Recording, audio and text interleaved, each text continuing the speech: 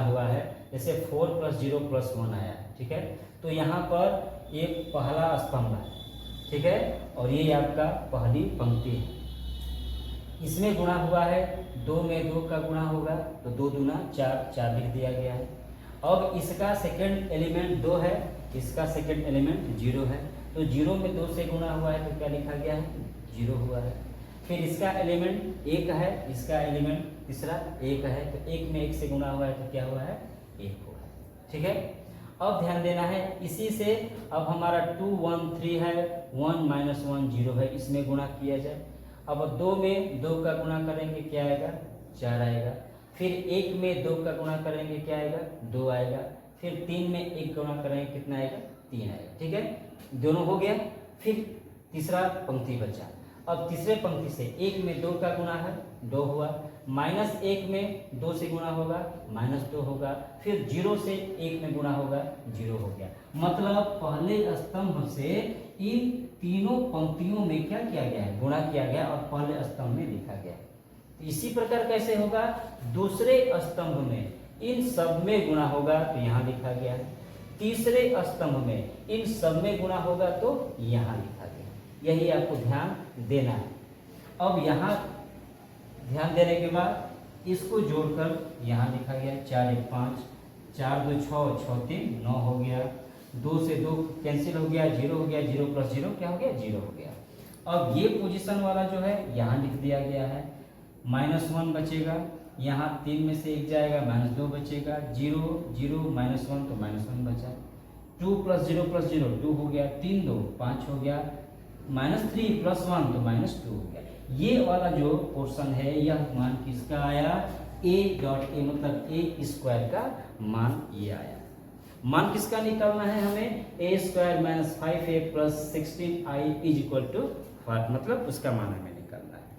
तो इतना जो लिखा गया है उसको आप लोग इसको नोट कर सकते हैं। हमें क्या निकालना है, सारे मान हम रख दें, तो देखिए ध्यान से, a² - 5a + 16i, ठीक है। अब a² का मान हम यहाँ लिख देते हैं, 5 लिख दें, -1 लिख दें, 2 लिख दें, 9 हो गया, -2 हो गया, 5 हो गया। इसके बाद 0 हो गया, -1 हो गया, -2 हो गया, ठीक है। उसके बाद देखिए -5 और a का मान ये दिया है 2 2 1 0 1 -1 1 3 और 0, ठीक है। अब हम इसको मिटा दे रहे हैं।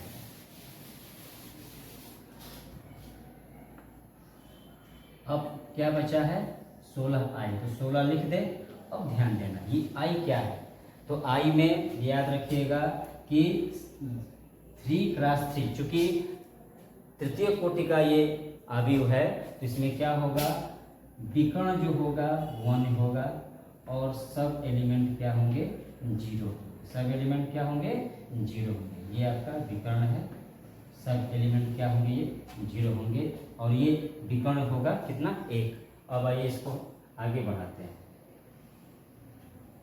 5 -1 2 9 -2 5 0 -1 -2। फिर यहाँ लिख देंगे 5 से सब में गुणा कर दीजिए आप। 5 में 2 से गुणा करेंगे 10 होगा, 0 होगा, ये 5 होगा। फिर यहाँ भी क्या होगा, 10 होगा। फिर यहाँ भी क्या होगा, 5 होगा, ये हो जाएगा 15। फिर यहाँ 5 एकम 5 होगा, फिर यहाँ -5 होगा और ये 0 हो जाएगा। और आप यहाँ 16 से गुणा कर दीजिए तो 16 विकर्ण अब बन जाएगा, ठीक है। अब यहाँ पर 16 हो जाएगा। इतना आप सभी लोग इतना जोड़ देंगे, 21 कर देंगे। फिर -1 का संगत क्या है, 0, तो जुटेगा तो -1 होगा। फिर 2 का संगत क्या है, 0, ये भी जुटेगा तो क्या होगा, 2 ही होगा। तो हम इसको क्या करेंगे, 2 लिख देंगे। फिर आइए 9, ये 9 है, 9 का संगत क्या है, 0, तो क्या लिखेंगे, 9 लिख दें। -2 का संगत क्या है, 16, तो जुटेगा तो 16 बड़ा है, 2 माइनस में है, घट कर क्या होगा, 14 होगा। और 5 का संगत 0 है तो हम लिख देंगे 5।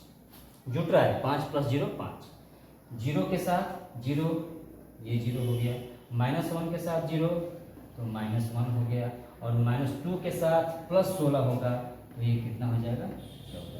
ये आप क्या किए, इसको और इसको जोड़े, क्यों, यहाँ भी प्लस है और यहाँ भी प्लस है। अब हम माइनस वाले को लिखेंगे, इसके आगे माइनस का चिन्ह देंगे और लिख देंगे क्या 10 0, और ये हो जाएगा 5, फिर यहाँ पर हो गया 10, ये 5 और ये 15, ये हो गया 5 -5 और ये 0। अब हम क्या करेंगे, अब हम घटा देंगे, तो संगत घटाएंगे। 21 का संगत 10 है तो घटाने पर क्या मिलेगा हमें 11 प्राप्त होगा। -1 के साथ संगत 0 है तो -1 में से 0 घटेगा तो -1 ही बचेगा। 2 का संगत 5 है, 2 में से 5 घटेगा तो -3 बचेगा। फिर 9 का संगत क्या है 10 है तो क्या होगा -1। 14 का संगत 5 है तो घटेगा तो क्या होगा 9, और 5 का संगत 15 है घटेगा तो माइनस क्या होगा 10, क्योंकि -15 है इसलिए -10 होगा। 0 का संगत 5 है तो लिखेंगे -5, -1 के साथ -5 होगा तो -5 होगा तो माइनस प्लस होगा तो 5 और -1 तो ये हो जाएगा कितना 4 हो जाएगा, क्योंकि ये प्लस हो जाएगा ये माइनस में है, और 14 के साथ 0 संगत है तो ये घटेगा तो क्या होगा, ये आपका क्या होगा फाइनल आंसर हो गया। तो आप मेन है कि आव्यूह का जो गुणन है वो आप लोग भली भाव अच्छे से सीख लीजिए। आव्यूह का गुणन बहुत ही महत्वपूर्ण होता है और बच्चे ज़्यादातर इसी में गलती करते हैं, इसलिए आप इसको अभ्यास करते रहिए। तो इस क्वेश्चन को आप नोट कर लीजिए।